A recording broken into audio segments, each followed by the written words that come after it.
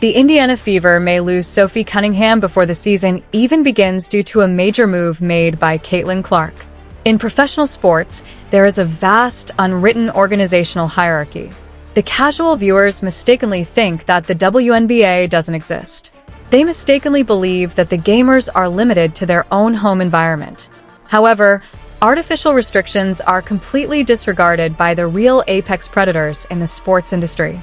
They transgress corporate boundaries without waiting for courteous permission. They just take what they mathematically deserve, kicking the boardroom doors forcibly. We do not deal with overly sanitized morning show propaganda or created front office tales. We operate solely in the harsh, icy world of corporate leverage, salary cap calculations worth millions of dollars, and brutal boardroom bloodletting. Please lock the doors completely for me. The Indiana Fever franchise is currently burning to the ground in the background, but the CEO is totally ignoring the local panic in order to carry out a multi-million-dollar media takeover on a completely different network. So please turn off your notifications right now and give me your full clinical attention today. Let's examine Caitlin Clark's most recent business strategy in a cool, collected manner. Not even the formal start of the WNBA regular season has occurred yet. In the crowded attention economy, most highly entitled legacy warriors are frantically trying to stay relevant. However, Caitlin Clark is not taking part in the conventional WNBA media cycle at all. She recently inked a very substantial and highly confidential contract with NBC Sports. As it is here, Caitlin Clark is scheduled to appear on NBC Sunday, March 29th as a special contributor for the network's Basketball Night in America pregame show. She'll provide commentary and analysis alongside Maria. Pay attention to how precisely that particular broadcasting announcement was made. I need you to use the icy precision of a marketing executive to evaluate her physical placement. She is avoiding the conventional WNBA broadcasting networks entirely. She is actively entering the American Basketball Night stage. She is not evaluating a pointless WNBA preseason game or a collegiate game. She is examining the Oklahoma City Thunder and New York Knicks while seated at the main desk. She and Carmelo Anthony are enthusiastically sharing the brightest limelight on national television. Together with Tracy McGrady and Vince Carter, she is deconstructing intricate NBA pick and roll coverages. This is by no means a harmless, adorable pastime during the off-season. This is a multi-million-dollar brand flex that is extremely smart and meticulously planned. She is openly proclaiming to the whole market that she is on par with NBA Hall of Famers. She functions on the same macroeconomic frequency as the greatest individuals in human history. She is purposefully inflating her own value by taking advantage of the NBA's enormous gravitational pull. She is demonstrating that she is an absolute global conglomerate imprisoned inside the body of a point guard by creating an entirely unguardable shadow economy. I want you to draw a stark contrast between the Indiana front office's actions and this outstanding corporate genius. What is Stephanie White, the head coach of the Fever, doing in her off-season right now? She regularly travels to South Carolina to call extremely obscure NCAA tournament games in the early rounds.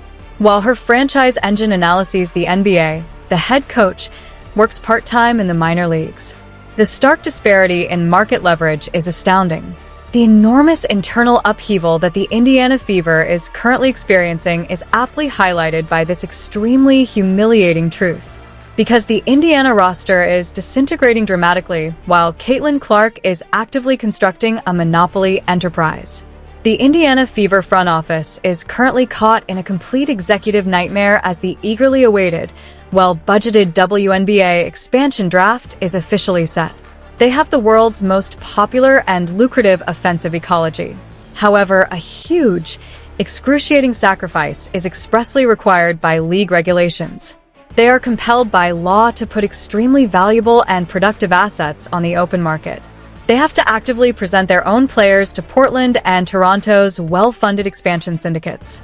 Right now, every general manager in the league is perspiring profusely in their pricey business suits.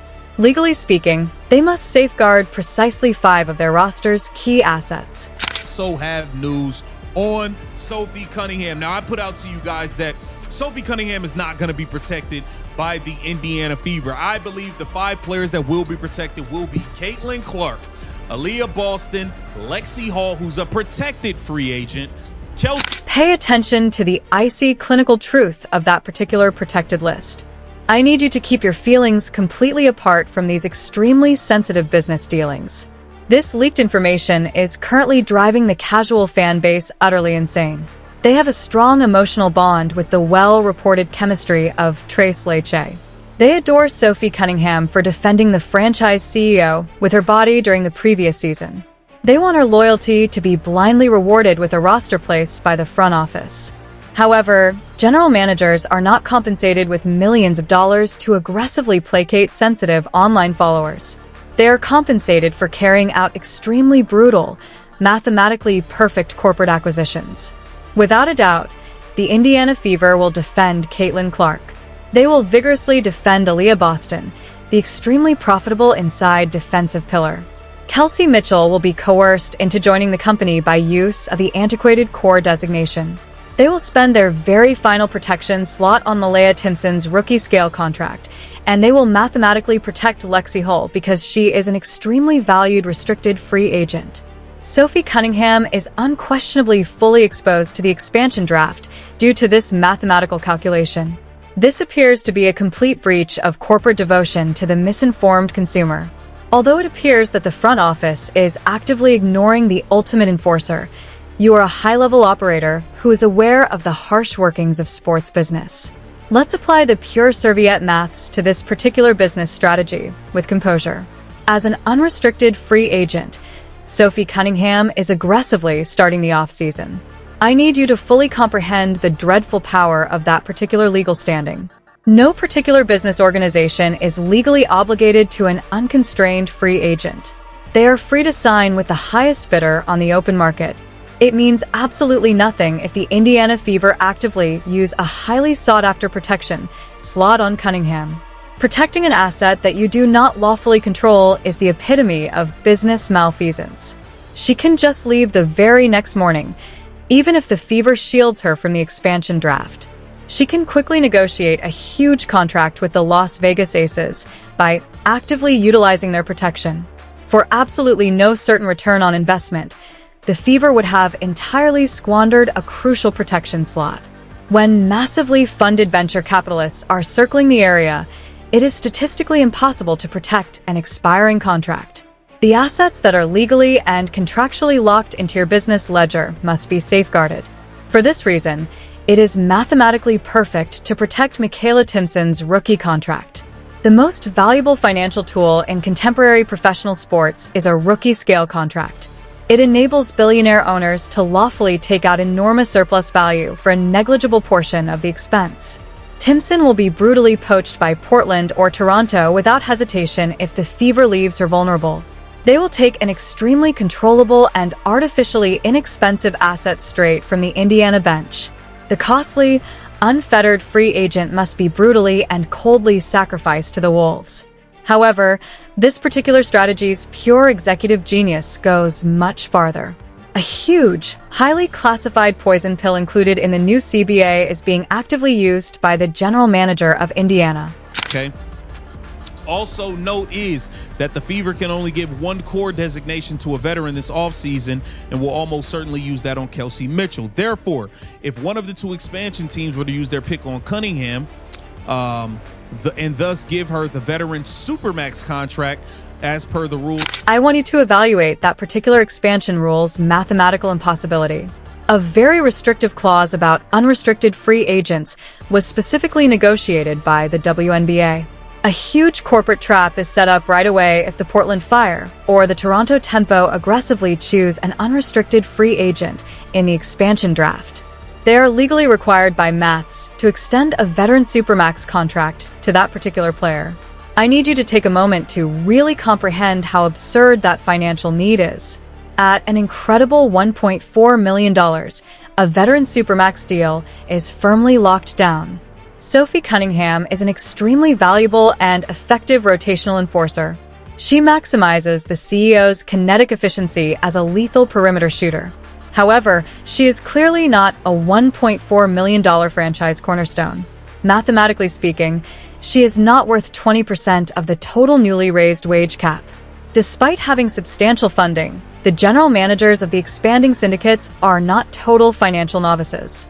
Sophie Cunningham is literally surrounded by an unseen, extremely toxic force field due to this particular CBA rule. The front staff of Indiana Fever is well aware that Portland and Toronto cannot afford to draft her. She will be entirely disregarded by the growth syndicates since the required financial penalty is just too severe. By giving her no protection at all, a huge high-stakes bluff is being carried out by the Fever. They are challenging the expansion teams to carry out a multi-million-dollar corporate suicide mission. It is a harsh, unyielding masterclass in boardroom manipulation and elite business leverage. However, getting through the expansion draft is just the beginning of this enormous financial nightmare. The real, extremely volatile open market fully opens after the expansion draft is formally concluded. The front office of the Indiana Fever is currently on the verge of mathematical bankruptcy in precisely this situation. After passing the expansion draft, Sophie Cunningham will formally become an unrestricted free agent. She is going to enter a market that is brimming with unheard-of levels of aggressive venture capital. Last season, Cunningham executed the most effective off-court marketing strategy in WNBA history, and the new collective bargaining agreement brutally expanded the wage cap to $7 million. She physically guarded the asset, actively supported Caitlin Clark, and exaggerated her own reputation. Every competing executive in the league kept a close eye on her as she carried out this extremely profitable plan. They are itching to infuse their own locker rooms with her particular brand of highly visible, intensely involved enthusiasm. Come expansion draft. So, there is a chance that the Indiana Fever could lose Sophie Cunningham on the open market, because if somebody jumps out the window and say, hey, we got $950K for you, I don't believe the Indiana Fever can pay her that much. They might top out at $600, $650, and she's not. Listen to the immediate, extremely disruptive open market projections, raw financial aggression. Right now, I need your analytical processes to be firmly anchored by that scary business reality. A huge, multi-million-dollar bidding war is directly in front of the Indiana Fever. In theory, the front office's internal budget for Cunningham might be topped off at about $600,000. However, what happens when a competing franchise with substantial funding aggressively jumps out of the corporate window? What happens if a desperate franchise offers a huge contract of $900,000? You just cannot expect a professional athlete to accept a $300,000 yearly salary reduction out of loyalty. The days of taking huge financial discounts to stay with your friends in a courteous, heavily subsidized manner are long gone. The brutal, inefficient era of total corporate leverage and maximum capital extraction has officially begun. It will be a disastrous PR disaster if the Fever front office lets her leave in free agency. By totally abandoning the ultimate enforcer, they will deliberately commit fiduciary treason. The chief executive officer, who heavily depends on her physical protection and perimeter spacing, will be aggressively incensed by them. However, they will be doomed if they panic, give in to market pressure, and drastically overpay to keep her. They theoretically bankrupt their entire defense debt and seriously impair their future financial flexibility. The CEO is utterly unconcerned while the front staff hurriedly crunches the data and aggressively perspires through their corporate suits. Caitlin Clark is not actively worrying about the expansion draft's mathematical subtleties at all. She is totally disregarding the petty politics in the locker room and the poisonous WNBA free agency rumors. She is leisurely dissecting NBA defensive strategies while lounging on a national television broadcast. She is subtly demonstrating to the entire WNBA establishment that her financial strength is entirely unaffected by their antiquated regulations. She is vital to the league's survival, yet the league is not necessary for her to succeed. The Indiana Fever's main asset is casually outgrowing the franchise's whole infrastructure before her second season even starts. The team is actively fighting for business survival in a highly competitive, recently expanded economy. Welcome to the brutally harsh meat grinder that is the new financial reality of the WNBA. I appreciate you being here with me on WNBA Pro. We thoroughly and brutally analyze the indisputable truth of the international sports industry. On this particular channel, we do not engage with cowardly corporate spin or created front office storylines at all. We only deal with the underlying mathematics' ultimate, harsh, and unyielding truth. Pay close attention if you want the most brutal, critical, and completely honest basketball information available online. To get into the top percentile of knowledgeable operators, make sure you forcefully hit the subscribe button right now.